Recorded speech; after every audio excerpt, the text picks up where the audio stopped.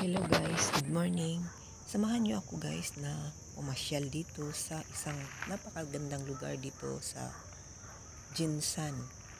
Makikita ito guys sa Tumblr Second party ng Jinsan, General Santos City. Kasi napasyal ako dito dahil may kapatid tayo dito. So, nandito lang pala malapit sa bahay nila ang isang napakaganda, napaka-fresh na lugar na pwede nating pagpasyalan. May entrance naman na dito, 75. Pero sulit talaga, ang sobrang ganda.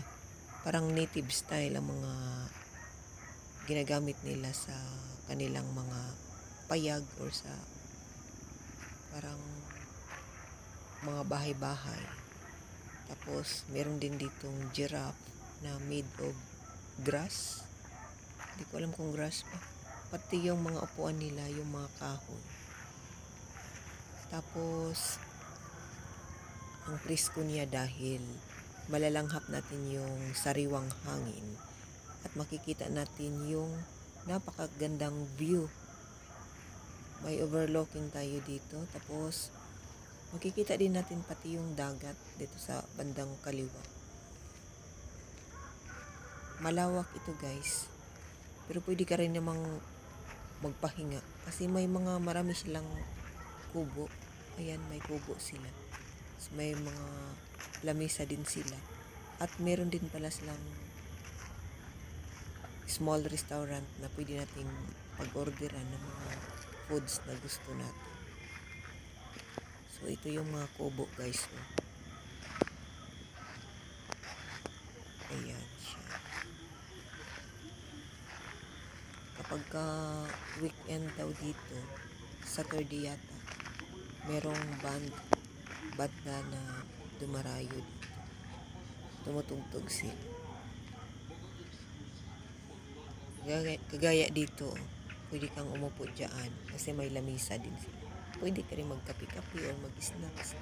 Mag-order ka lang din doon sa nila, parang kusina. At may sarili din silang wifi. Tinatawag yata nila ito na buntod. Dahil ang buntod kasi guys, siya yung bundok sa Tagalog. Nasa tuktok naman na siya. So, buntod pagka Bisaya. Diyan para din siyang may stage. Pwede ka rin diyang umupo at mag-inom-inom, higop-higop ng kape or cellphone lang. At ang napakaganda is pwede kang mag-picture taking, selfie kahit saang bandang sulok dito sa lugar na ito. Ayun, doon banda guys, siya yung napakalawak dagat. Diyan din parang may sofa. Maganda to pang pawin. O kung ikaw lang man din mag-isa, maganda din. Sobrang tahimik kaya dito. O pwede ka rin magdala ng sarili mong pagkain. Maganda may duyan tayo dito.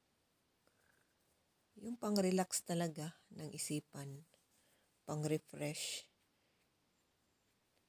Ayan, dyan siya ang exit, yung may hagdan. Pababa na yan doon.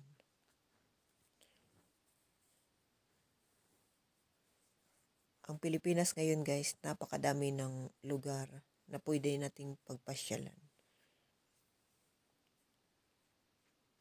Sobrang develop na ang bansang Pinas, lalo na sa mga lugar na pwede nating pasyalan. Marami din dito daw tourist spot. Sinasadya nilang pumunta dito dahil tahimik at saka safety, dahil malayo ka na nga sa yung mga ingay, sa mga maraming tao.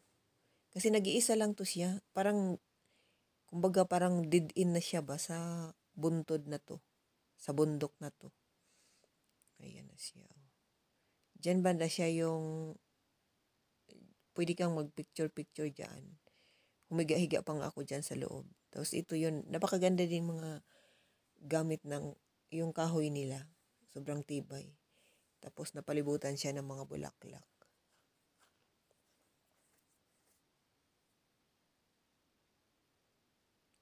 So, enjoy the moment.